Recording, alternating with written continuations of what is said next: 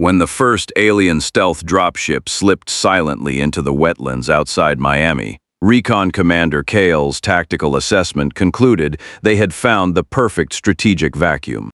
No human military radar, no large-scale settlements, just murky standing water and dense mangrove swamps.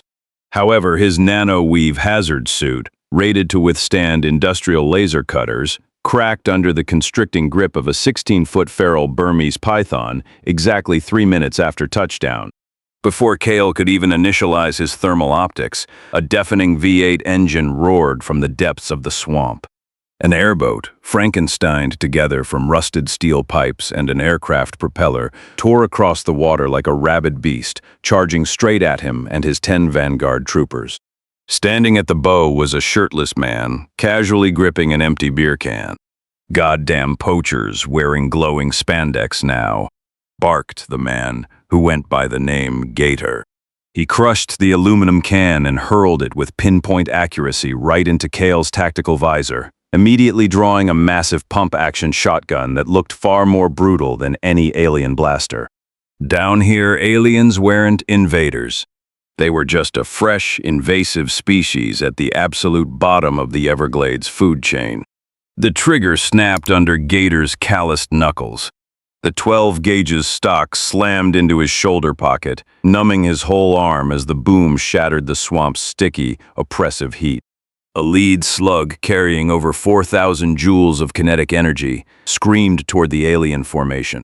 It shaved past Cale's crooked visor and slammed dead center into the energy shields of 2 flanking Vanguard troopers. The pale blue shields rippled violently, managing to catch the slug without shattering, but they couldn't negate the pure physical momentum that could have leveled a bison.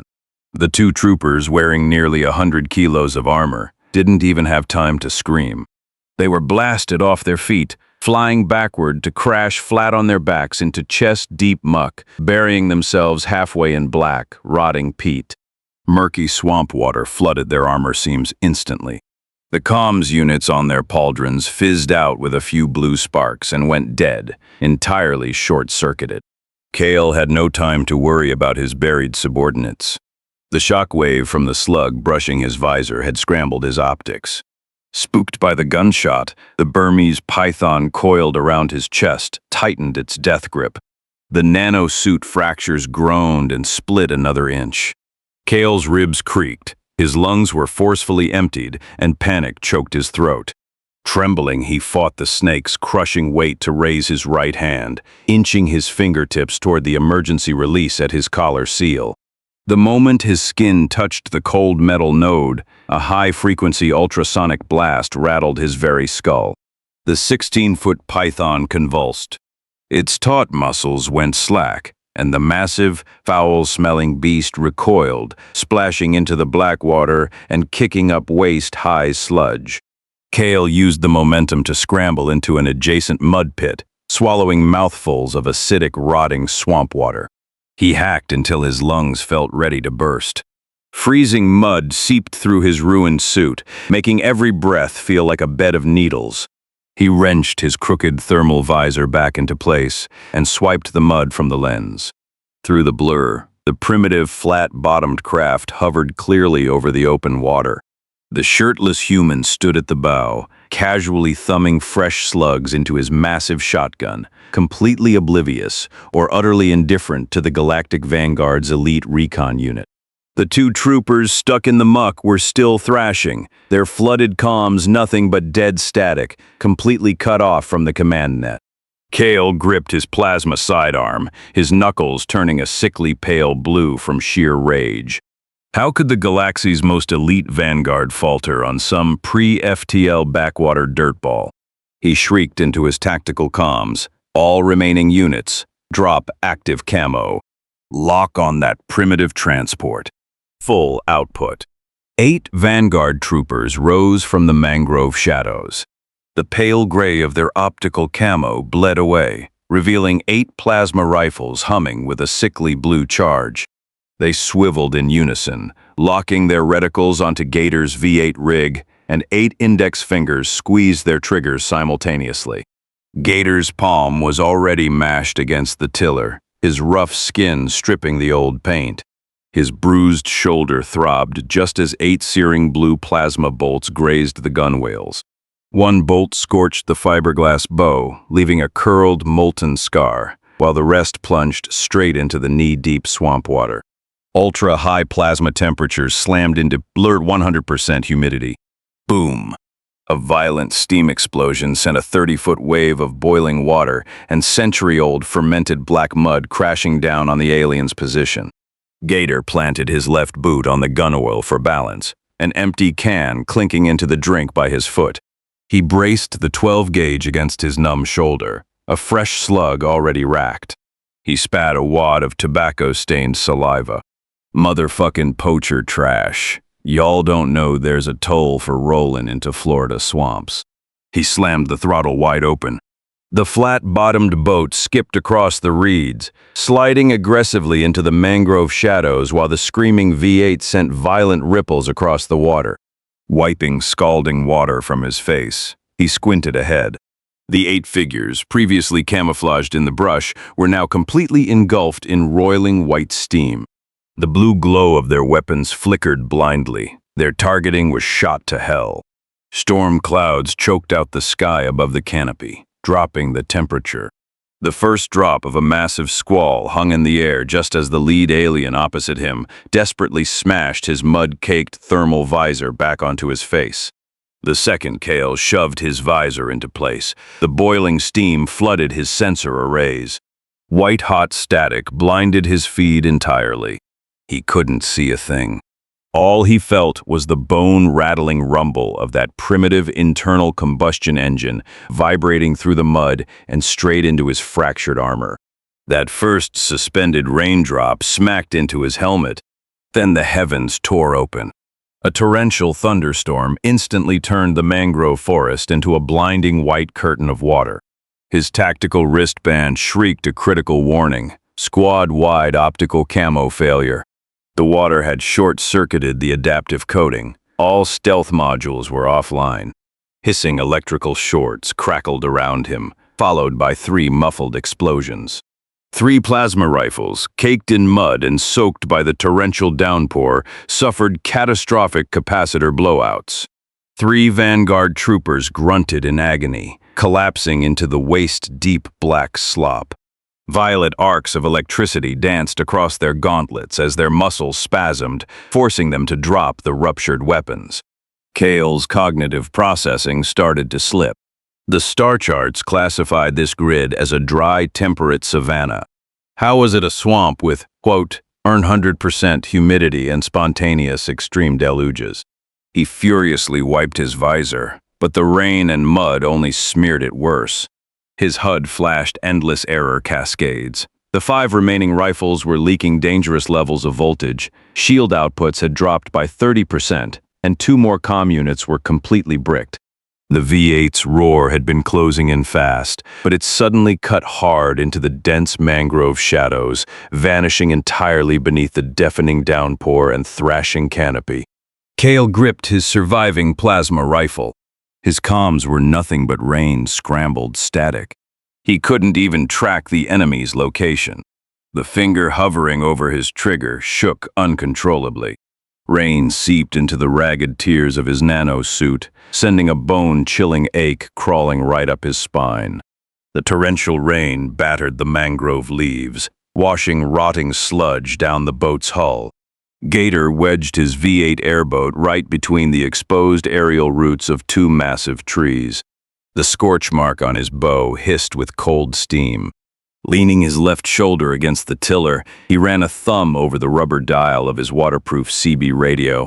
He pulled his 12-gauge close, sheltered by an old tarp. A slug was racked and ready, and not a drop of water had touched the receiver. He clicked the radio on. Static popped and cracked against the storm. Spitting out a mouthful of chewed-up dip, his gravelly voice cut right through the noise. "Brody? Any of you boys cruising South Beach, holler back." He cast a sideways glance at the open mudflat 100 yards out. Blurry silver armor glinted through the rain. Stray plasma beams occasionally grazed the water, kicking up hot white vapor, and the chaotic, panicked shouts of the aliens drifted over.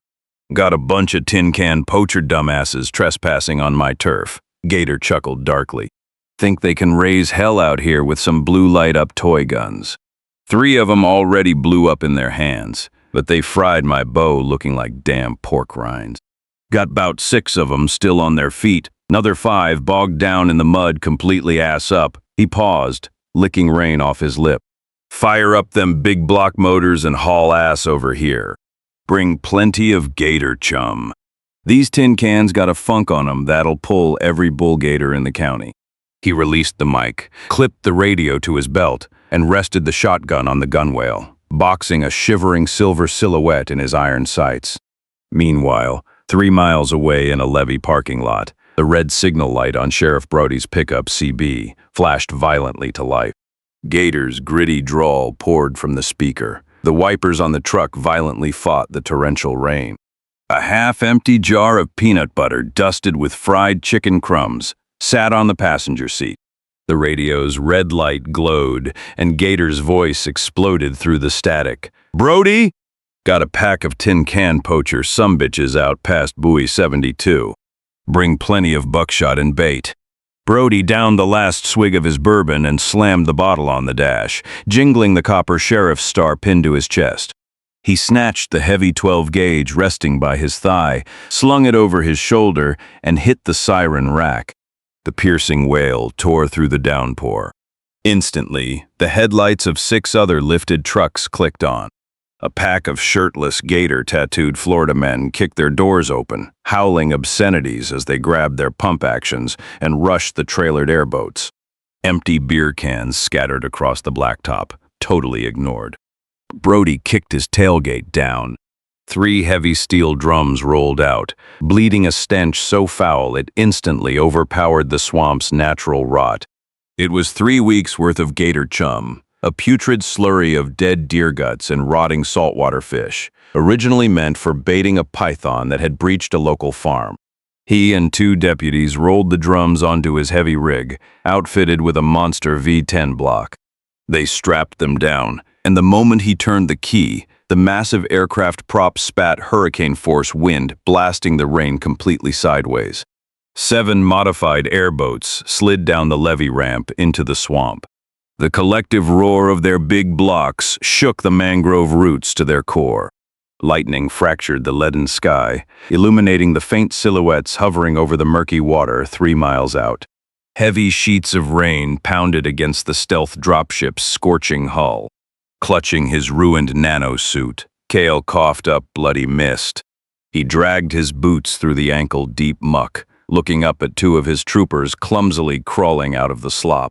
His ears rang with the drumming rain and an increasingly terrifying mechanical howl that vibrated the very mud beneath his feet. The indigenous transports were closing in. His blown thermal optics offered nothing but a smear of heat noise, making it impossible to gauge their numbers or vectors. Cale grabbed the collars of the 2 lightly wounded troopers and hauled them back to the ship. The remaining 5 combat-capable soldiers formed a tight half-circle against the hull. They cradled their sputtering plasma rifles, dangerous sparks jumping across the barrels. Their vaunted optical camouflage was dead. The gleaming silver armor stood out starkly against the rain, making them look like literal shooting targets in a hunting reserve. The 5 incapacitated men slumped by the loading ramp, sheltering against the hull as broken groans leaked from their throats. Cale's personal shield whined, dropping to 30%, barely enough to cover him. The freezing dampness crawled over his skin, dissolving the deeply ingrained supremacy he'd felt just an hour ago. This low-tech savage planet was completely removed from the strategic vacuum detailed in the brief. But he had one last card to play. Cale slammed his thumb onto the activation switch of his waist-mounted neurotoxin generator. A sharp hiss cut through the deluge. Thick, violent purple gas spewed from the vents, billowing outward into the 100% humidity and drifting on a lazy swamp breeze straight toward the mangrove perimeter. Steadying his hand on the searing generator casing, Cale panted heavily, clutching his sparking rifle. He stared into the purple cloud, eagerly awaiting the agonized choking of the primitives. But the deafening roar that shook the swamp had idled precisely at the tree line. Quarter-sized raindrops hammered Brody's Stetson, cascading off the brim and down his sweaty neck. The aftershocks of the V10 still hummed through the deck into his boots. As the massive engine throttled down, he squinted through the rain and immediately clocked the creeping cloud of purple haze. It dyed the rain a sickly violet, crawling lazily over the rotting sawgrass right toward them. He wiped his face. His fingers brushed the waterproof scabbard of his shotgun before grabbing the PA system bolted to the console, salvaged straight from a decommissioned cruiser. His rough thumb mashed the rubber toggle hard enough to make it squeak. "Listen up, boys."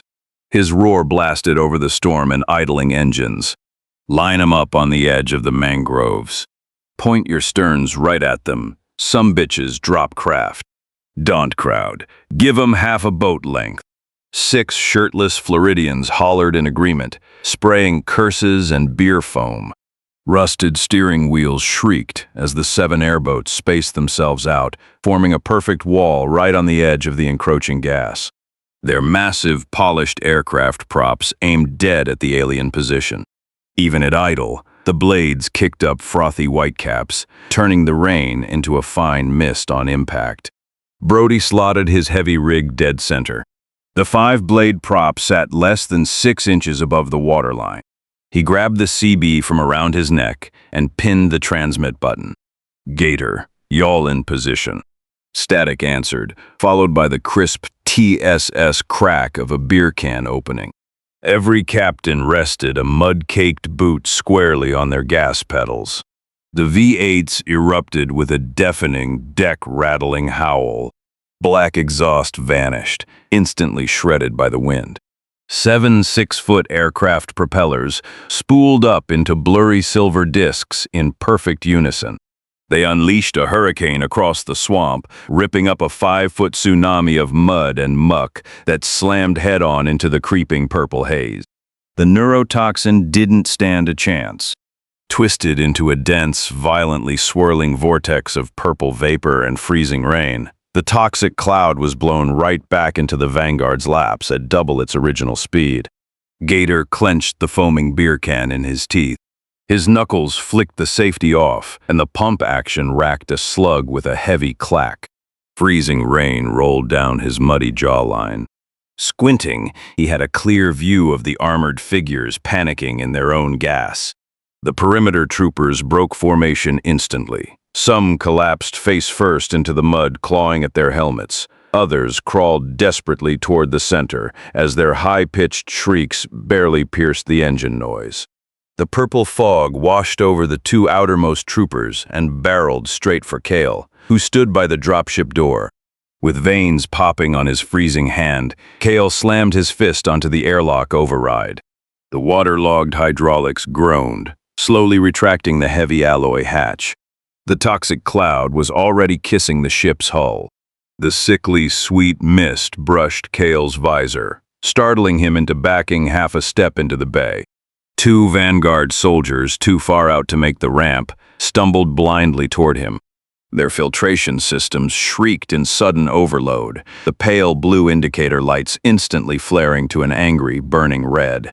Before they took 3 steps, they face-planted stiffly into the warm, ankle-deep muck. Their limbs spasmed violently until their purpling skin stopped moving altogether. Dead on the spot. Dampness bored deep into Cale's bones through his shredded nano-suit.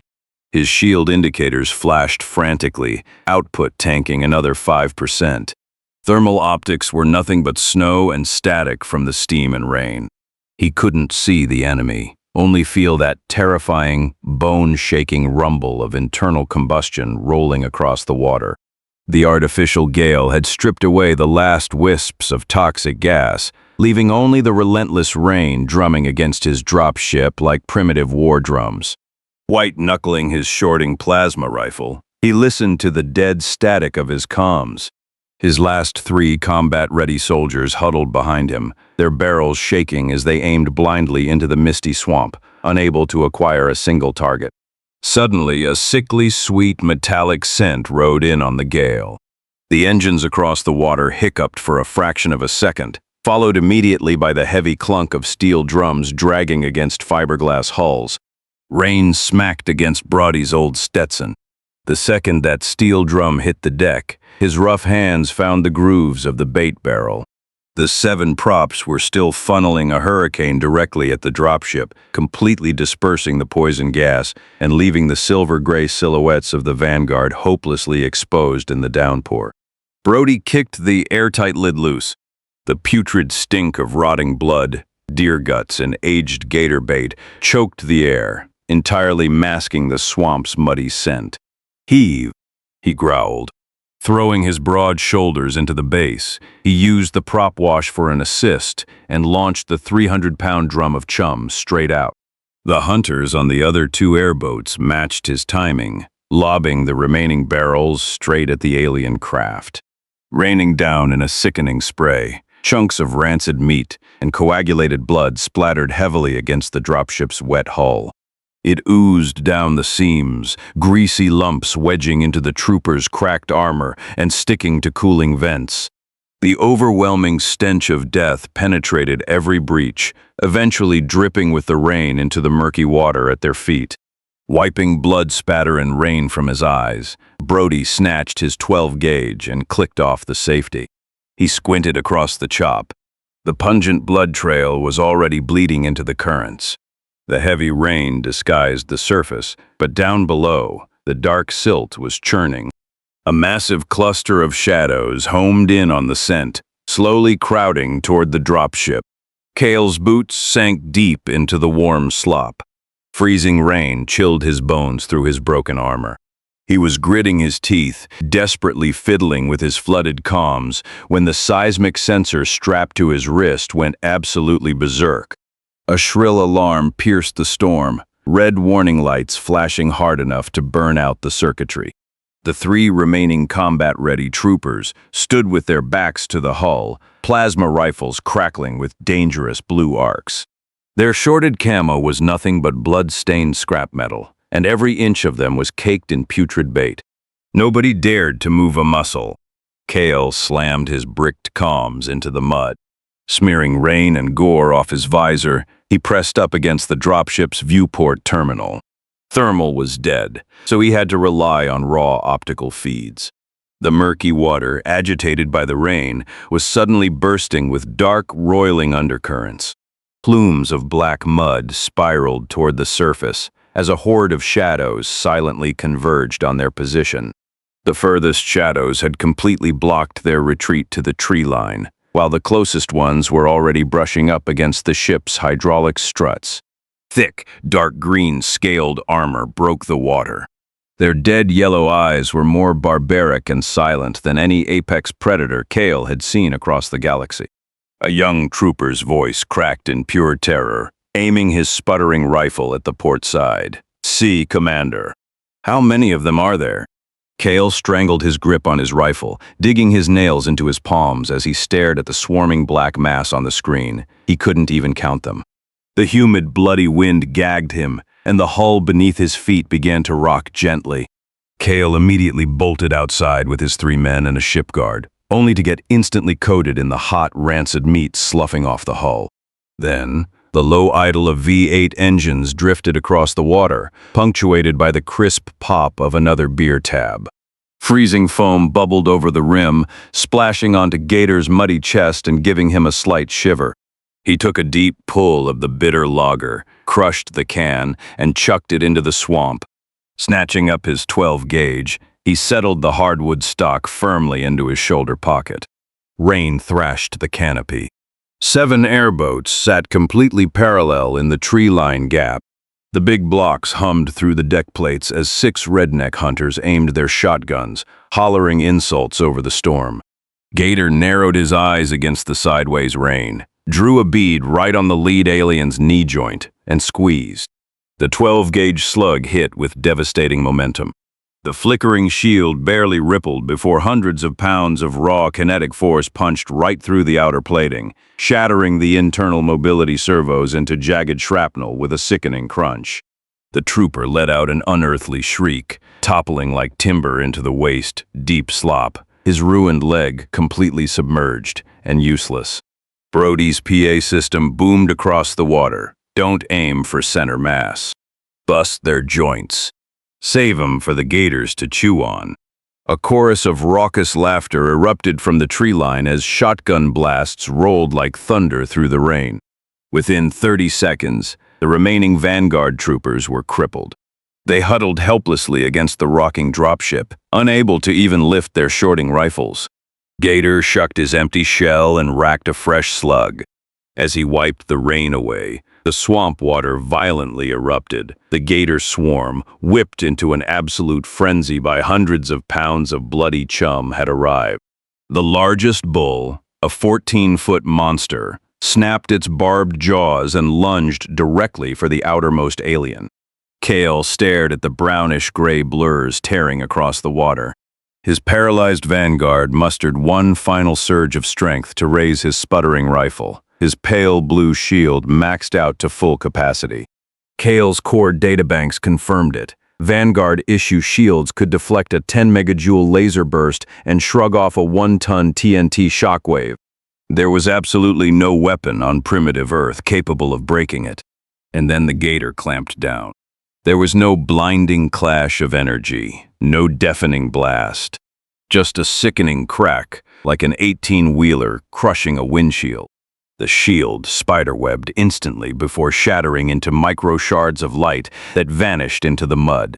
3,000 pounds of bite force sheared right through the heavy armor. Green blood sprayed everywhere, mixing with the rain and coating Kale's visor. The trooper's scream pierced the storm right as the Gator initiated a death roll, dragging him entirely under. Nothing was left but churning red-green foam, quickly beaten flat by the rain. The second, third, and fourth met the exact same fate. Kale watched their shields shatter like cheap glass under reptilian teeth, watched his armored elites get dragged into the swamp, and felt 3 centuries of galactic conquest superiority drain out of his ruptured suit. He dug out the last dry comms module from his sublayer, trembling as he recorded the massacre. His thumb hovered over the transmission key to the Orbital High Council, his blood-stained knuckle shaking too violently to press it. Aboard the Vanguard orbital flagship Spear of the Firmament, the 12 High Counselors lazily spun data crystals in the domed assembly hall. This level of reconnaissance never required their oversight. Just an uninhabited wetland on some uncontacted carbon-based rock. Kale's transmission was assumed to be an overly cautious routine report, but a jarring red alarm shattered the hall's serenity. A low-priority surface channel was forcefully escalated to maximum urgency, and a heavily distorted blood and mud-smeared feed hijacked the main holoscreen. The image was terribly shaky. Rain battered Kale's cracked visor, smearing it with muddy streaks. Deafening internal combustion roars and the guttural bellows of wild alligators bled through the audio sensors. Kale's trembling voice cracked, choking on swamp water with every syllable. High Council. This is not a strategic vacuum. Their weaponry doesn't rely on energy. Pure physical kinetics shattered our comms. Our optical camo shorted out in the water, completely useless. The camera jerked wildly, panning across the swamp. Bright crimson pooled where 4 troopers had just vanished, a fragment of a shattered shield floating on the sludge. The local fauna tracks by heat and scent. 3,000 pounds of bite force. They chew through our shields and eat us through the armor. They blew our own nerve gas right back at us. Kale screamed, deep-seated terror in his voice, requesting immediate designation as a level 6 death zone. Do not send any reinforce. The feed glitched for half a second. When it restored, it showed Kale's bloody, mud-caked back as he limped desperately toward the half-submerged stealth dropship. Up in the dome, every single counselor shot to their feet in absolute stunned silence. Freezing water lapped at Kale's waist. Purple arcs danced across his ruined suit as he dragged his leg over tangled mangrove roots, his fingers finally hooking onto the tilted ramp. The downpour pounded his skull. Blinded by his dead thermal optics, he navigated by pure primitive instinct, smelling nothing but rotting peat, gator saliva, and the burnt electronics of his own armor. Dark gray scoots cut the water everywhere. These monsters didn't give a damn about optical camo or energy shields. They tracked by body heat and water displacement, just waiting for a straggler. Black slop covered the entire console as Kale dove into the pilot's seat and smashed the main engine ignition. A low hum started, immediately followed by a devastating crack from the stern. The whole ship shuddered. Acrid black smoke poured through the seals, and power readouts instantly flatlined past the red line. With shaking hands, he pulled up the aft feed. Beneath the murky water, the massive propulsion impellers were choked with thick mud and jammed solid by half a scaly gator carcass. The alloy blades were severely dented with bite marks and couldn't spin an inch. Absolute despair washed over Kale. The proud Vanguard commander never imagined his elite team would be utterly dismantled by a pack of swamp rednecks and wild reptiles. The distress beacon was out. He had exactly one option left. Shaking, Kale punched in the self-destruct override and flipped the safety cover. He hovered his thumb over the red button for 2 seconds, then slammed it down. Deep inside the submerged reactor core, a dull crimson glow sparked to life, slowly bleeding up through the murky water. Gator casually chucked another empty can overboard, watching it spin in the muck. Rain dripped from his tattoos. Out of the corner of his eye, he caught that rising crimson glow beneath the dropship, burning brighter until the swamp water lit up like a blood-red omen. Without a second thought, his massive arm wrenched the tiller hard over. The V8 screamed, vibrating the deck plates as his scorched airboat drifted brutally against the mangrove roots, kicking up a wall of dirty water. Son of a bitch! Alien bastards rigging a suicide bomb. Hammer down and book it up the northwest channel. He hollered, rain pouring off his stubble. His 12-gauge slammed violently against his hip bone as the boat bucked. 6 Florida man packed airboats chased Broady's heavy rig. 7 aircraft props redlined simultaneously, tearing the rain apart with sheer wind force. The flat bottom screeched across the shallow mud. The rednecks gripped the rails and cursed, their shotguns hugged tight to their chests. Nobody even thought about turning back for loot. Anyone who ran the Everglades knew that unhinged explosives were way worse than hungry gators. Gator kept his eyes fixed on the blinding red light, the hairs on his neck standing straight up. Even from dozens of yards away, he could hear the reactor's overloaded hum. The water actually began to boil. Tiny bubbles furiously escaped the hull breaches, churning the swamp into a froth. He stomped the gas pedal straight through the floorboard, heel braced hard. The boat thrashed like a wild bull through the tangled mangrove branches, the charred bow scraping off wet bark. The very air vibrated, and the crimson glow went completely blinding. A split second later, a massive shockwave hammered the sterns, throwing Brody hard against his safety rail. A searing wave of heat and mud rained down, instantly flash boiling the afternoon storm into a thick, dirty fog. Blinding red light nuked the northwest channel, painting every leaf blood red. Splintered wood and charred metal shrapnel peppered the gunwales, sending thousands of panicked waterfowl exploding out of the canopy. 30 seconds later, the blast wave faded, and the cool rain returned. Brody wiped the mud from a heavily stubbled grin. Reaching into his cooler, he pulled out a frosty beer. Pop! The foam spilled right over his knuckles. Behind him, the men on the other 6 airboats erupted in cheers, firing their shotguns into the smoky sky in celebration. Empties splashed into the water as Gator's booming voice carried through the mist, blew them bastards straight to kingdom come. Brody chuckled and swore, digging into his uniform's back pocket to fish out a crumpled citation book and a pen. Leaning against the rail, he took his sweet time writing. His rough scrawl spelled it out plain: trespassing on private Everglades property, illegal dumping of hazardous waste, hunting and entry without a permit. At the bottom, a jagged signature: Sheriff Brody. He folded the ticket, stuffed it into an empty beer can, and chucked it casually toward the bubbling, smoking crater. The aluminum can spiraled down, bobbing lazily on the water rushing in to fill the void. The rain broke. The setting sun tore through the clouds, bathing the swamp in a warm, golden hue. The gator swarm lazily paddled back to deep water.